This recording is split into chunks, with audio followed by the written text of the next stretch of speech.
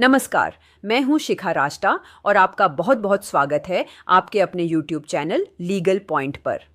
आज हम एक बहुत ही महत्वपूर्ण और संवेदनशील केस पर चर्चा करेंगे। यह केस एक ऐसे स्कूल प्रिंसिपल के परिवार के संघर्ष को दिखाता है जिन्होंने कोविड-19 महामारी के दौरान अपनी जान गंवा दी। हम जानेंगे कि कैसे दिल्ली उच्च न्यायालय ने परिवार को न्याय दिलाया और सरकार की नीतियों की व्याख्या पर एक ऐतिहासिक फैसला सुनाया।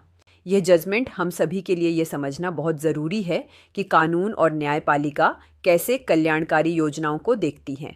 तो इस वीडियो को अंत तक ज़रूर देखें और अगर आपने अभी तक हमारे चैनल लीगल पॉइंट को सब्सक्राइब नहीं किया है तो कृपया अब भी सब्सक्राइब करें, बेल आइकॉन को दबाएं ताकि आपको हमारे आने वाले वीडियो की सूचना सबसे पहले मिले। गिरिजा देवी बनाम दिल्ली सरकार केस। चलिए सबसे पहले इस केस की जानकारी लेते हैं। केस का नाम गिरिजा देवी बनाम दी state ONF GNCT ONF Delhi एवं अन्य। Case number LPA 45 of 2025। फैसले की तारीख 4 सितंबर 2025।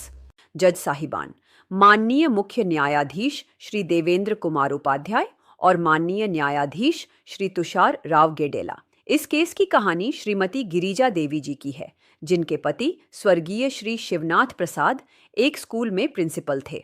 अप्रैल 2021 में जब कोविड महामारी अपने चरम पर थी, श्री शिवनाथ प्रसाद जी की कोविड-19 से संक्रमित होने के कारण मृत्यु हो गई।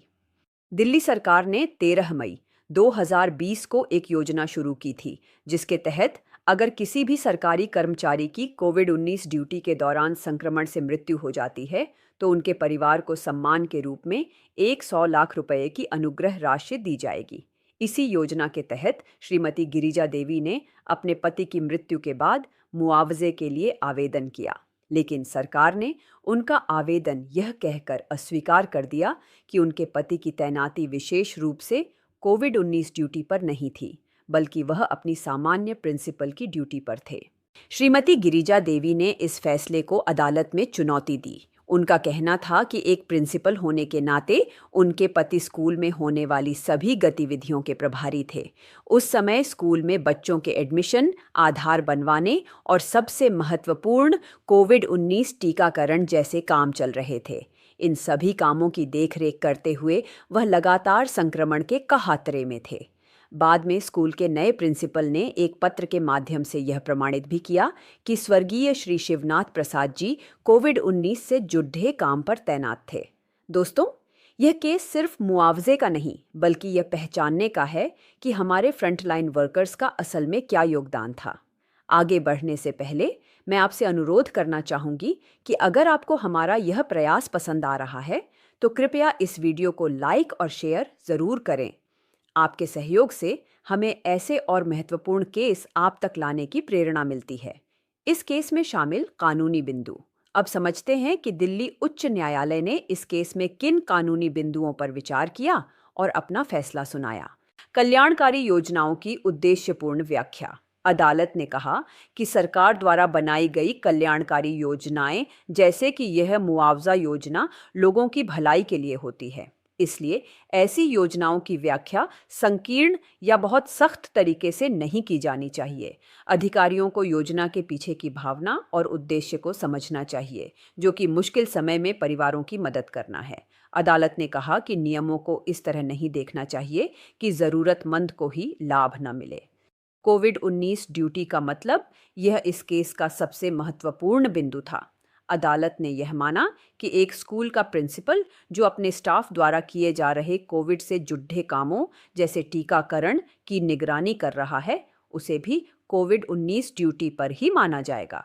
ये सोचना तर्कहीन है कि प्रिंसिपल को खुद को ड्यूटी सौंपने के लिए एक अलग से तैनाती आदेश की आवश्यकता होगी। संस्था का प्रमुख होने के नाते वह स्वाभाविक रूप से सभी कामों के लिए जिम्मेदार थे और उसी वजह से संक्रमण के उच्च जोखिम में थे। सबूत का भार।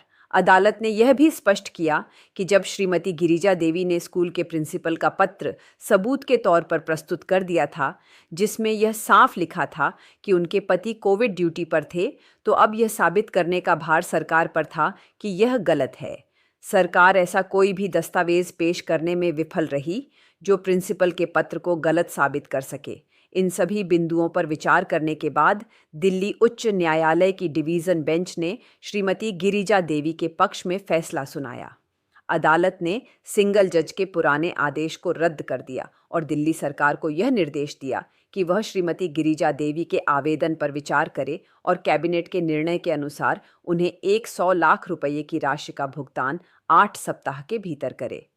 अदालत ने यह भी साफ किया कि अगर सरकार समय पर भुगतान नहीं करती है तो उसे देरी की अवधि के लिए 6% प्रति वर्ष की दर से साधारण ब्याज भी देना होगा। तो दोस्तों, ये थी गिरिजा देवी बनाम दिल्ली सरकार केस की पूरी कहानी। ये फैसला उन अनगिनत कोरोना योद्धाओं के परिवारों के लिए आशा की एक किरण है जिन्होंने महामारी में अपनी जान गंवाई। आपको ये फैसला कैसा लगा? नीचे कमेंट सेक्शन में अपनी राय जरूर बताएं। हमारे चैनल लीगल पॉइंट को सब्सक्राइब करना न भूलें। मैं शिखा राजता आपसे फिर मिलूंगी एक और महत्वपूर्ण कानूनी जानकारी के साथ। धन्यवाद।